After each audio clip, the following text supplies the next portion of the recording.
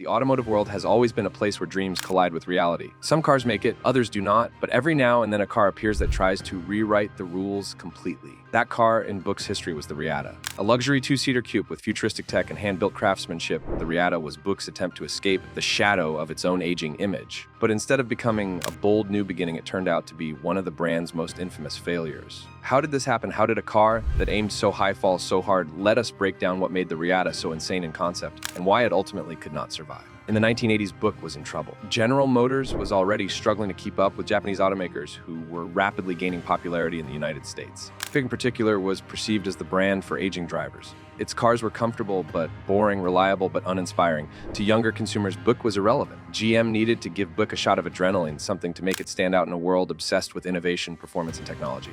And so the Reatta was born. It was supposed to be a bold symbol of reinvention, a high-tech halo car, a handcrafted masterpiece, but reality had other plans. The Reatta was envisioned as a luxury sports coupe that could compete with the likes of the Cadillac Alente and even foreign rivals like the Mercedes-Benz SL and BMW 3 Series coupe. It would not share the usual mass production assembly lines. Instead, it would be built at a specialized facility known as the Craft Center in Lansing, Michigan. Every Reatta would be assembled by hand with a level of care and attention that Buick believed would give the car a bespoke, almost artisanal feel. The vision sounded impressive. The execution, however, would prove to be more complicated. Powering the Reatta was Buick's reliable but uninspiring 3.8-liter V6 engine. It produced 165 horsepower in early models, later upgraded to 170. By most standards, this was not exactly thrilling performance. In fact, it was sluggish compared to its competition. Buick did not offer a manual transmission either. It was automatic only. So while the Reatta looked sporty, it did not drive like a true sports car. That alone created confusion about what the Reatta was trying to be. Was it a luxury grand tour, a technological flagship, a sports car? The identity crisis was real. One of the most hyped features of the Reatta was its cutting-edge technology. Buick went all in on futuristic gadgetry. The 1988 and 1989 models came with a touchscreen interface known as the Electronic Control Center, or ECC. This was long before touchscreens were common in cars. The ECC controlled everything from climate settings to radio controls and diagnostic displays. It was ambitious, but it was also finicky. The touchscreen was slow to respond, hard to read in sunlight, and difficult to use while driving. Buick may have been ahead of its time, but the tech simply was not ready. Now here is where it gets even more insane.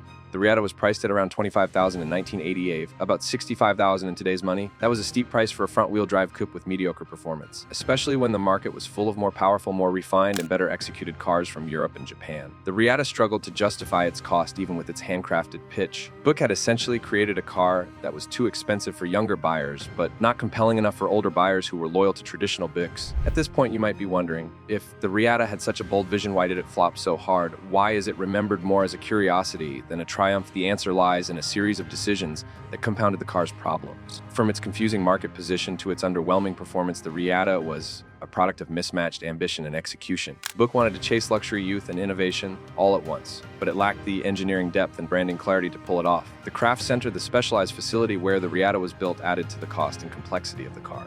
While the idea of hand-building vehicles sounds premium, it was inefficient by GM standards. The process was slow and the volume was low. Buick had hoped to sell 20,000 Reattas per year. In reality, they barely reached 7,000 units in the first year. Total production from 1988 to 1991 was only around 21,000 units. That is shockingly low for a car launch by a major automaker with such high expectations. Midway through the Reatta's life cycle, Buick tried to course correct. They introduced a convertible version in 1990, hoping that open-top luxury would attract more attention. The convertible was undeniably stylish. It had a power-operated top, leather seats, and the same tech features. But by that time, the market had already made up its mind. The convertible was too little too late. Only around 400 Reatta convertibles were sold in total. The writing was on the wall. One of the Reatta's other major missteps was its platform. It shared underpinnings with Buick's other front-wheel drive cars like the Riviera, meaning it never had the dynamic edge that customers expected from a sports coupe. Competitors from Germany offered rear-wheel drive platforms, tight handling, and powerful engines. The Reatta, in comparison, felt soft and new and inspiring on the road. It lacked the performance credentials that would excite enthusiasts and the comfort that would satisfy luxury buyers. It was stuck in limbo. Let us take a moment and consider something fascinating. Buick had the opportunity to create something groundbreaking. They had the marketing support, the design freedom, and even a blank slate in the form of the Craft Center. But instead of delivering a game changer, they ended up with a car that tried to be everything to everyone and ended up being nothing to anyone. The Reatta's story is not just about failure. It is a case study in how bold ideas, when poorly executed, can collapse under their own ambition. The Reatta was also a victim of General Motors' internal politics. At the time, GM's brands were constantly overlapping and stepping on each other's toes. Buick, Oldsmobile, and Cadillac often fought for the same customers. The Reatta, as Buick's hollow car, lacked the brand power to compete with Cadillac's Allen or even Oldsmobile's experimental designs. Without a clear brand identity, the Reatta became an orphan in GM's bloated lineup. Another interesting point was Buick's marketing strategy. They tried to sell the Reatta as a personal luxury coupe aimed at people who valued exclusivity and style over raw power. But the campaign lacked the excitement and emotional appeal needed to move cars in this segment. People who wanted exclusivity looked at European imports. People who wanted performance looked at Japanese coupes or American muscle. The Reatta appealed to a very narrow niche, and even that niche was skeptical.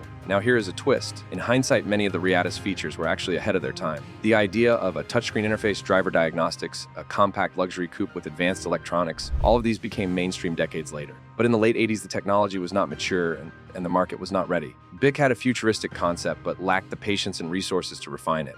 Timing, as always, was everything. Collectors today view the Reatta as a quirky gem. Because of its limited production, unique design, and oddball status, it has developed a niche fan base. Clean examples can fetch decent prices at auctions, especially the convertible models.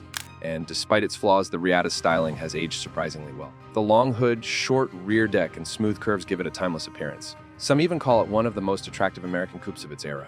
From an engineering perspective, the Reatta was not a disaster. Its 3.8-liter engine was reliable and its build quality was better than many of its GM peers. But the car's reputation suffered due to poor marketing, confusing purpose, and underwhelming specs. Had Buick refined the Reatta's engine, offered more performance options, and lowered the price slightly, it might have carved out a real place in the market. But those changes never came. The discontinuation of the Reatta in 1991 marked the end of Buick's most daring experiment. GM shut down the craft center shortly after repurposing it for other projects, before eventually closing it permanently. Buick returned to building comfortable sedans and larger vehicles, leaving behind the dream of a boutique coupe. The Reatta faded from memory for most people, only to resurface years later as a cautionary tale and a curiosity. Looking back, the Reatta feels like a warning from history. It reminds us that bold design is not enough. Great ideas need proper execution. A car cannot just look good or promise innovation. It has to deliver real value. The Reatta promised too much and delivered too little. And in the competitive world of automobiles, that is a fatal mistake. But despite its failure, there is something admirable about what Buick tried to do. They took a risk. They pushed beyond their comfort zone. They tried to reinvent themselves at a time when the entire American auto industry was facing crisis. And while the Reatta did not succeed, it showed that Buick was at least willing to think differently. That spirit of ambition, even when it ends in failure, is something worth remembering. If you enjoyed diving into this forgotten chapter of automotive history, you are going to love our next breakdown where we uncover the biggest concept cars that never made it to production, but should have. Make sure to subscribe and stick around because the next story might just change the way you see your favorite brand forever.